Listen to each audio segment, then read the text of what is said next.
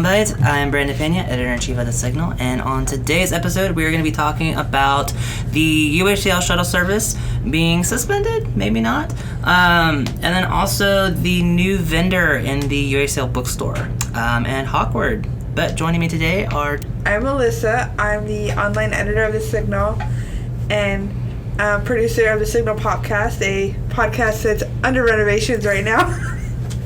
Under renovations. I'm Miles Shellshear. I'm the co-managing editor for The Signal. Welcome, guys. So, first up, a miscommunication led to the suspension of the University of Houston Clear Lake's shuttle service to 5 apartment complexes located on Bay Area Boulevard. On June 10th, the University Parking and Transportation suspended the shuttle service via email to the Park and Cove apartments, and then also stated that starting July 15th, the shuttle would no longer service the Ivy, Lakeshore, and Wolf Creek apartments. Then Mark Denny, the Vice President of Administration and Finance, said that a miscommunication error has resulted in the suspension but is being corrected. He said, quote, "Despite the reasons for the changes to the shuttle service, it was not the intent to fully end the shuttle service that supported our students who live off campus at nearby apartment complexes. As such, once the miscommunication was identified, the shuttle service has been modified and will be posted to the transportation website as soon as possible with the revised routes that restore service to Bay Area Boulevard." So, my question to you guys is what do you think about the miscommunication error and then also the shuttle service as a whole? I want to go first because I have the least amount to say. I am so glad I don't have to depend on those, because even before this situation, it's almost like I get more emails from all of the shopping websites that I'm subscribed to. I get more shuttle bus updates, cancellations, whatever is happening than on my other spam folder in my other email. So I can only imagine what the people that do have to depend on this for work, for school, for just general safety, not having to walk around at night because a lot of people get out of classes at 10 o'clock. So I have no stake in this, but I feel bad for them. That's really bad. Trying to cuss. It's definitely not ideal. I think the miscommunication error is maybe obviously unacceptable. I mean, there are a lot of students that depend on this transportation service to get to their classes and to go on grocery trips on the weekends so that they can feed themselves. So especially for those students that lack the ability to transport themselves via car or bicycle or whatever, this is especially important that they have access to this service, and it's really, in my opinion, inexcusable that there was ever the potential for it to be canceled instead of repaired or fixed in some way, so that these students that do maybe live a little further down Bay Area to come to a general stop where the shuttle bus can pick them up, or some kind of other resolution that would have been more reasonable. Yeah, I think also one of the things is that they're trying to, based off their budget, reduce the number of routes going up and down the street, but at the same time you're having a lot of international students who utilize this service to get to and from campus, as well as going to the groceries to get their food and things like that. So the fact that you are, even if you're not fully suspending the service, and that was not the initial intent, they, as of right now, which is June 26th, they have not sent out an email clarifying that. It will be in the article that I write. However, they have not sent out massively to their students who they directly impacted, saying that this was a mistake. We're not fully ending the service, because it has caused a lot of students to be concerned about their health, about their safety, and so to not address them is, I think, a bigger miscommunication of error in that sense. Even if there was targeted emails towards the students it would affect, if they are not on campus for some reason during the summer and they come back, it's oh, I guess I have to figure a major part of school is getting to school. Yeah, that's unacceptable.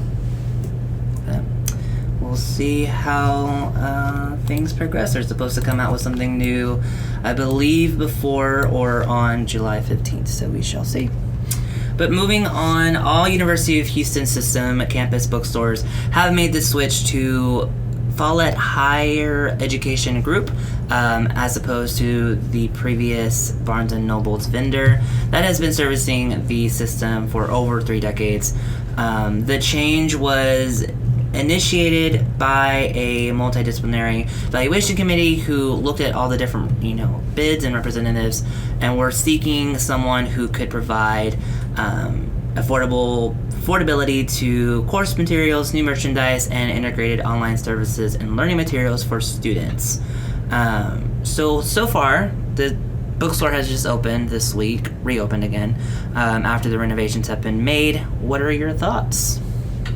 Well, I think it's a little bit lackluster. Obviously, there's no drinks, there's no food or snacks that you can purchase there anymore, which is definitely going to be, I think, a big frustration for a lot of students when they return in the fall who don't know about this and didn't expect for the bookstore to not provide these kind of things anymore.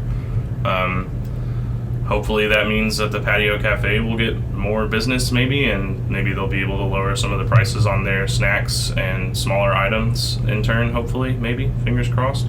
Other than that, I did take a look at some of the apparel, and it's also pretty lackluster. One of them is like a sweatshirt with just like the old University of Houston Clear Lake square box blue and green logo, which is just a little bit disappointing, I guess, as a student. There were a lot of really cool options, I think, at the Barnes & Noble bookstore when it was here, and although they were definitely pricier, I think that, like, stylistically they at least looked better and were a little more, they had a little bit more appeal to them, I guess, as a UHCL student, to show off my pride.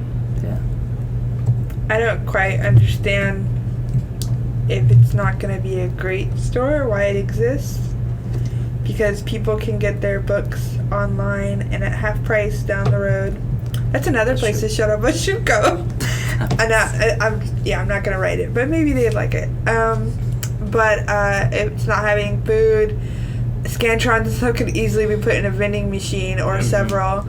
If they're taking out so many of the elements that people liked about the bookstore, there is cheaper solutions. I'm not for people like automation to 100%, but a lot of this stuff, if it's going to be scaled back, it might as well be automated. And they have new people in there anyways.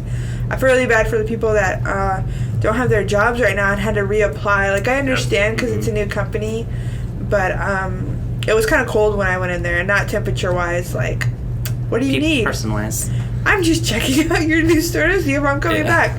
Like 2 seconds later, do you need anything? Not, can I help you? I did experience that as well. I'm not even like a person that's like, you have to be like Chick-fil-A or all these restaurants that are super nice. Like, just like basic level. I'll say, like, going into the store, before, I felt with like the student workers that were there and stuff, it felt more like a college campus. I felt more inclusive. Yeah. There's a demographic switch and on several things, not just raised in the store. And that surprised me because I would feel like older people would be more welcoming and nice because they're like, you kids never say Miss and Ma'am or whatever.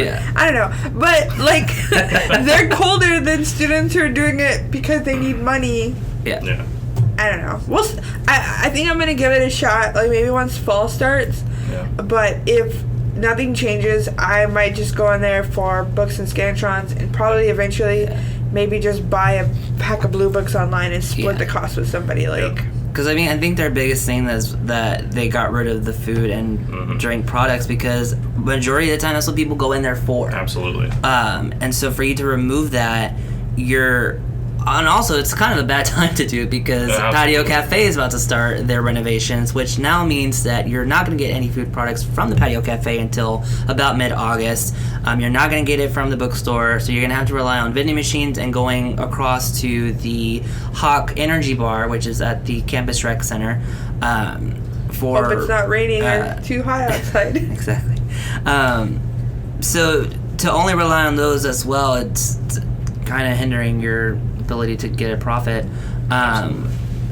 Another side note thing in terms of what I would little things that they could probably improve on. Put some music back in there. Yeah. Walking in there. I didn't even notice that. That's another reason it probably didn't feel It was good. so awkward walking in with no music You on. could like hear your steps and them cutting open the boxes. Do you need anything? Like, they used to have music videos playing on the TV screens and stuff, and it just seems very empty in there. It is very, very, very bland, and I don't think that's the impression you want to give to, especially new students. Because I mean, think about your demographics. If you're trying to get in new students who are freshmen, fresh out of college, fresh out of high school, sorry, they're not going to want to go into a bookstore that's so just crap. Yeah, it's okay, but yeah, hopefully you can improve on that. That kind of covers my next segment of Hawkward.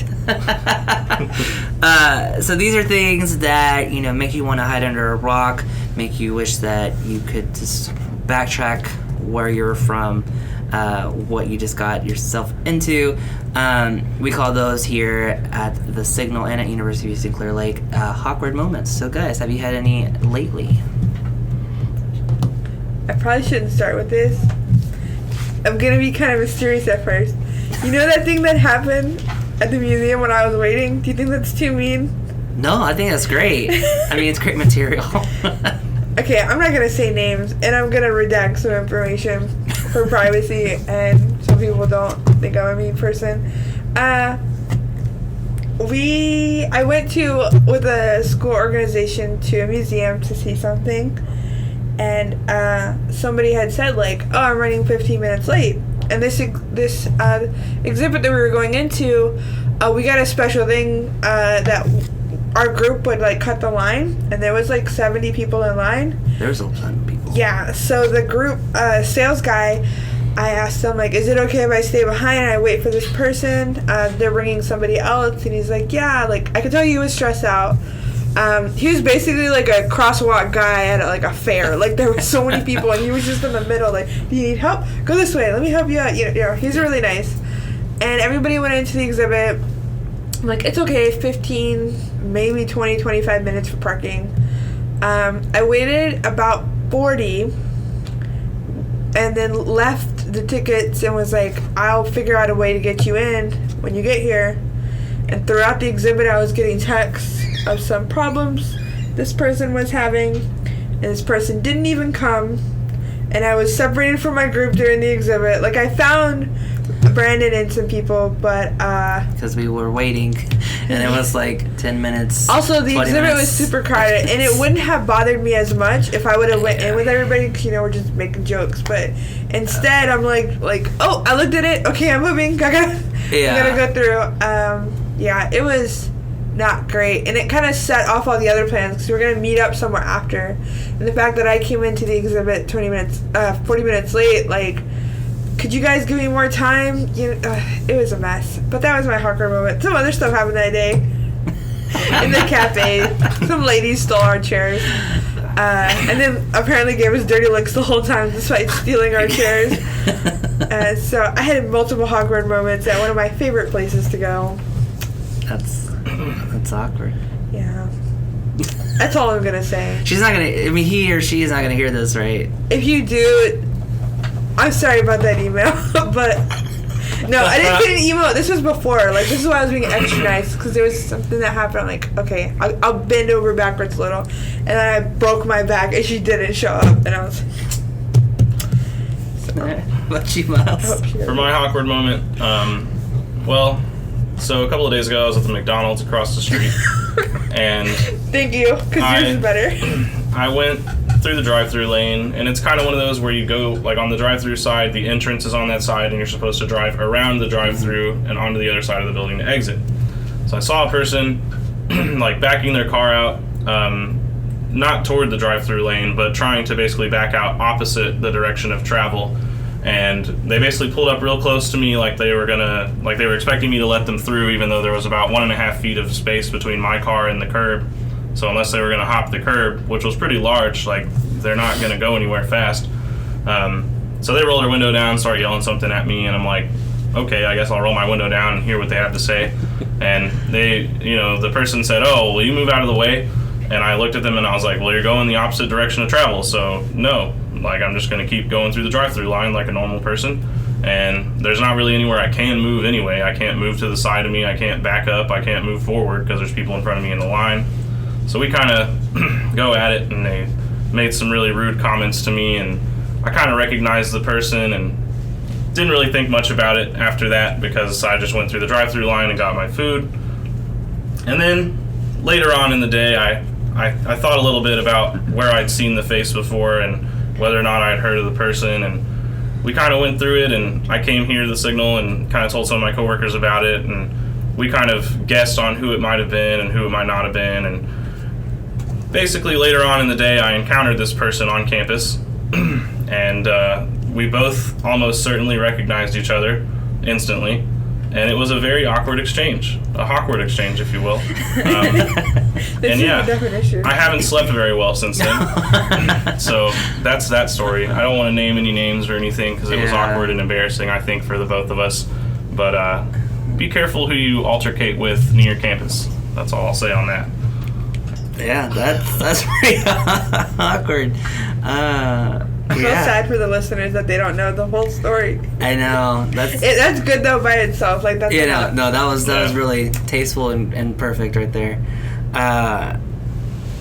So I mean, the only real awkward moment that I had recently was walking to the bookstore and having no music, because it's like I expected music at that point, or at least like the commotion of people talking and having conversations. There was none of that, and so it's just like I'm trying to like seem like I'm an active shopper and like browsing around, but it's like I want to get out of here as soon as possible because like this is really bad for my anxiety. It's like going to a department store at 10 a.m. When we were there, Brandon, you already said your name. Brandon. I'm sorry. It was me. Brandon made a comment in the store, and I was like, don't say that while we're here. And as I was walking out, I was like, oh wait, is that the comment or another comment? No, it was like 2 feet away from the door. Once it closed or something, I immediately made a comment, and he's like... Yeah. I was like, they should release some music on in here. Pretty loud. Like, again, no music. You can just hear your footsteps. There was like 5 people or something in there. There was like with us included, there was like about 5 or so people. There's like workers or no, actually 6 people. There were 4 workers and then us 2. There was like no other customers. So like when he said that, like everybody in the store heard it, and I am not confrontational. I wasn't being confrontational. I was walking out the store. Yeah, what if they said, "What do you mean?" And I'd be like, "I don't know what he means. Let's go." If they were to ask, "What do you mean?" I was like, "Well, previously, like 2 weeks ago, you had music in here, and it was really lively and active. Now you don't. So you might consider that a change, possibly. I mean, you've taken our food, you've taken our drinks. Why take our music?" Yeah. At least make the shopping experience a little bit more amicable. I mean, I have more entertainment from Amazon when I shop Amazon online than I do with the current bookstore situation. But yeah, hopefully you guys make those changes. And any closing comments? Nothing I can say. I really can't emphasize enough. Just don't roll your window down. Just don't do it. Well, thank you guys for listening. This has been Signal Soundbytes. Feel free to check us out on our website, UHCLSignal.com. If you have any questions, comments, or concerns, reach out to us. But yeah, check us out, guys. Bye. Bye.